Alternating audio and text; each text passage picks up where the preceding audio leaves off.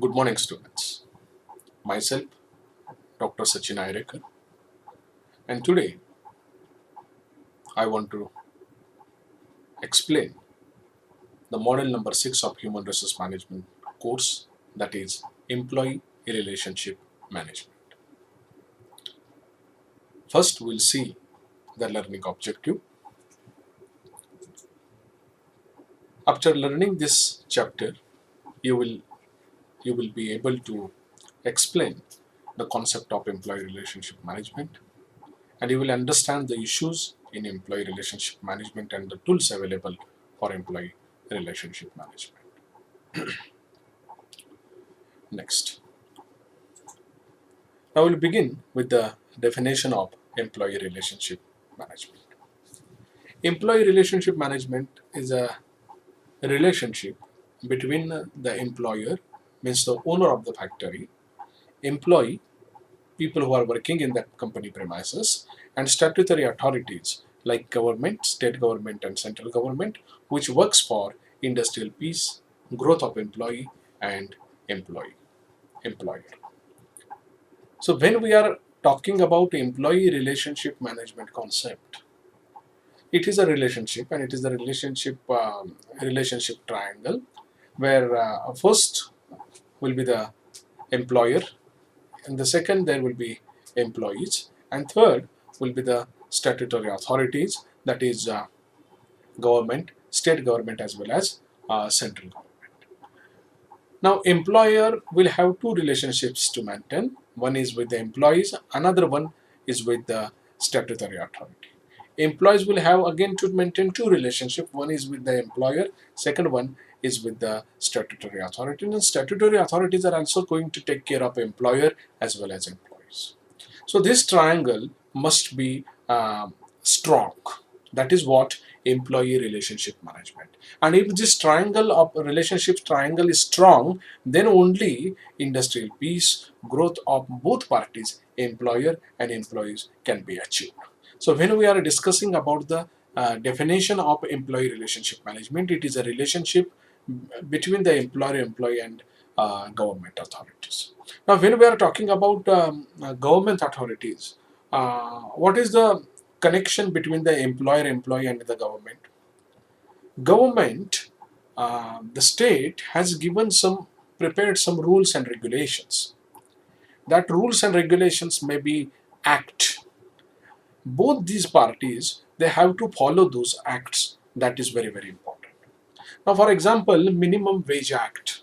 Okay, so employees are going to get the salaries, wages, and they are going to get the wages that should be above minimum wages act.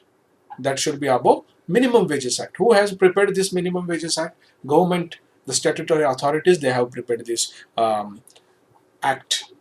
And who is going to follow in this case? The employer should follow this particular act. Now we'll take another example. Now the example is that which employees unnecessary can demand more than which is not a realistic demand. Which is not a realistic demand. For example, employees can't say like this, we are contributing and because of us profit is there. And that's why we must get all profit what the employer is getting. This is not possible. This is not practical. If employer is going to give all profit to the employees, then how is going to reinvest? How is going to do the expansion of the company and his business? And how he is going to survive and his family members are going to will be survived. So all profit can't be shared amongst the employees who are working in that company. So that's why there is a role for employees also in this relationship. The way the statutory authorities are having role, the way employees are having role, same way the employer is also having a role to give the best to the employees, to pay the provident fund amount for the employees,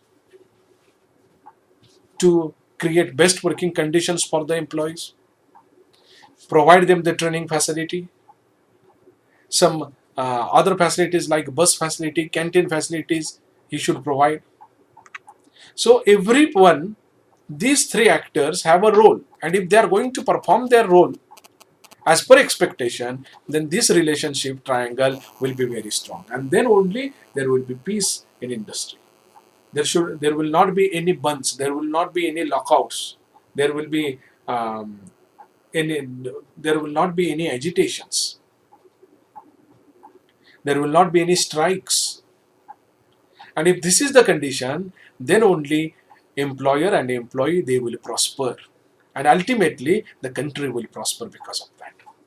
So in the definition, it is very clearly mentioned that is the relationship between employer, employee, and statutory authorities, and which works for the objective is also mentioned. The goal is also given in this definition, that is industrial peace. There should not be any lockouts. There should not be any strikes, any bunds or agitations. And second goal is that it should help to grow employer as well as employee. Only employees are going, that is dangerous, that is not acceptable. Only employer is growing, that is again not acceptable and dangerous. And both employer and employees are growing, automatically the country will grow. They will get additional revenues in form of taxes. There will not be any unemployment, and that is what is the outcome of good HRM, employee relationship management. So we have discussed about the definition part. It is nothing but managing the relationship between employer, employee, and statutory authorities, which works for industrial peace, growth of employer and employees. I'll move towards the next part.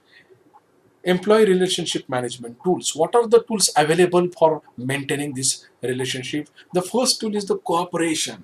There should be a cooperation between employee and employee. There should be a cooperation between employee and his manager. There should be a cooperation between employee and the owners of the factory. That cooperation should be there. And employee relationship management provides platform to all of these to come together, to discuss the issues, talk with each other, share their ideas, and cooperate with each other. Understand the problem of others. What is the problem of my employer? What is the problem of this particular employee? That understanding will be there, and then the cooperation will start. When cooperation will start? One is on the South Pole, one is on the North Pole. How cooperation will get started? It is difficult. People should come together. Parties should come together. They should discuss. They should talk. Cooperation will start. The first important thing is cooperation, which brings two different parties together, employer and employees.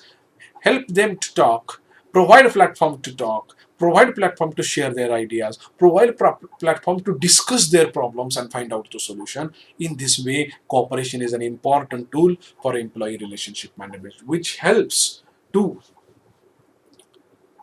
maintain that triangle of relationship strong. It will not get destroyed.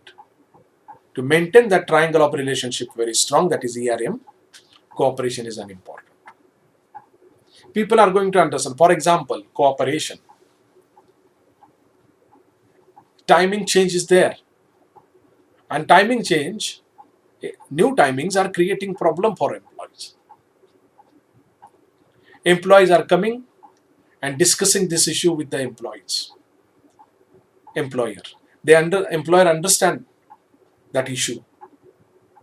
And then he has decided that he is going to go back to the normal working timings, because that is helping the employees. Employees will be happy. They will give more and more in return to the organization. Cooperation, understanding. After cooperation, the motivation part is there. Now, motivation, employee is another important to maintain employee relationship management.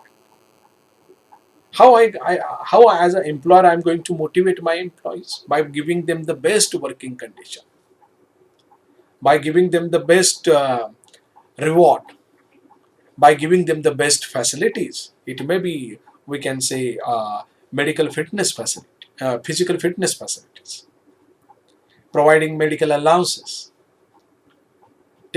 supporting their employee children's, It is nothing but motivating the employees, identifying the needs of the employees, and according to that, the support will